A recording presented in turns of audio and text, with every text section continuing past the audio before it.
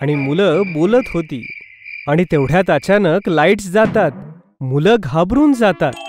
अरे हे काय झालं? लाईट कसे गेले? गट्टू, तू इथेच आहेस ना? मला दिसत नाहीये. कुठेस तू? मी इथेच आहे चिंकी. तू कुठेस?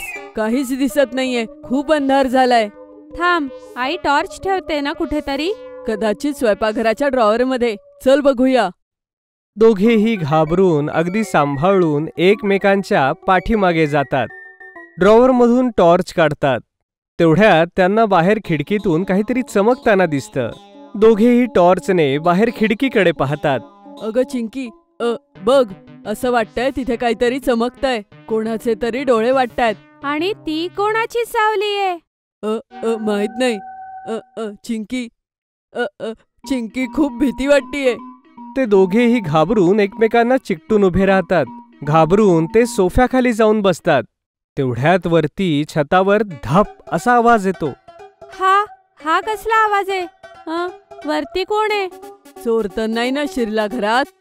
दोघेही सोफ्याखाली लपले होते की अचानक त्यांना बाहेरून एक आवाज ऐकू येतो. कुणी त्यांना हाक मारत होतं. गट्टू, चिंकी, अरे मुलांना कुठे आहात तुम्ही? तुम्ही ठीक आहात ना? अगं चिंकी, असं वाटतंय कोणीतरी बोलावतंय. हो, मलाही वाटतंय. बघायचं का कोण येते? गट्टू, माहित नाही कोण आहे. आठवतंय ना आईने एकदा काय सांगितलेलं की अनोळखी माणसाला घरात घ्यायचं नाही. पण घर तर बंद आहे. कोणीच येऊ शकणार नाही. हो, पण आपण कोणालाच सांगायचं नाही की आपण घरात एकटे आहोत. हो चिंकी, बरोबर बोलतेस तू. आई थोड्याच वेळात येईल. शांतपणे इथेच बसून राहूया. अरे मुलांनो, खिडकी उघडी असेल तर मी जेवण आणलंय, हे घ्या. मुलांनो, अरे मुलांनो, ऐकताय ना? खाण्याचं नाव ऐकून गट्टू आणि चिंकीच्या तोंडाला पाणी सुटतं. ते दोघे एकमेकांकडे पाहतात. पण त्यांना पुन्हा आईचं बोलणं आठवतं. बंटीची आई सुद्धा बोलावून निघून जाते.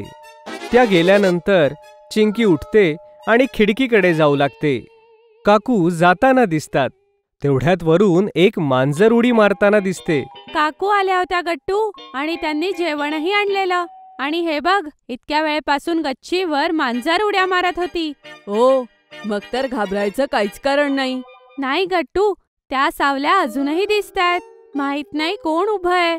मग तू का तिथे उभी आहे? कोणीतरी बघेल. तूही सोफ्याच्या खाली ये. दोघेही सोफ्याच्या खाली टॉर्चच्या प्रकाशात बोलता बोलता थकून झोपून जातात. आणि सकाळ होते. सकाळ होताच दरवाजा उघडतो आणि आई घाबरतच घरामध्ये शिरते आणि गट्टू चिंकीला शोधू लागते. गट्टू, चिंकी, कुठे आहात तुम्ही? आणि सोफ्याच्या खाली काय करताय? माझ्या बाळांनो, तुम्ही ठीक आहात ना? आई, आई, तू कुठे होतीस आई? माझी कालची फ्लाईट कॅन्सल झाली बाळा, म्हणून मला उशीर झाला. मी बंटीच्या आईला फोन केलेला तुम्हाला बघण्यासाठी. आई, आम्हाला सोडून कधीच नको जाऊस. हो आई, आता आम्हाला एकटं नाही सोडायचं. हो बाळांनो, आता हे घर मी तुमच्यावर सोडून कधीच जाणार नाही. जर तुम्हाला आमचे व्हिडिओ आवडत असतील तर लाईक करा, कमेंट करा आणि सबस्क्राईब करा.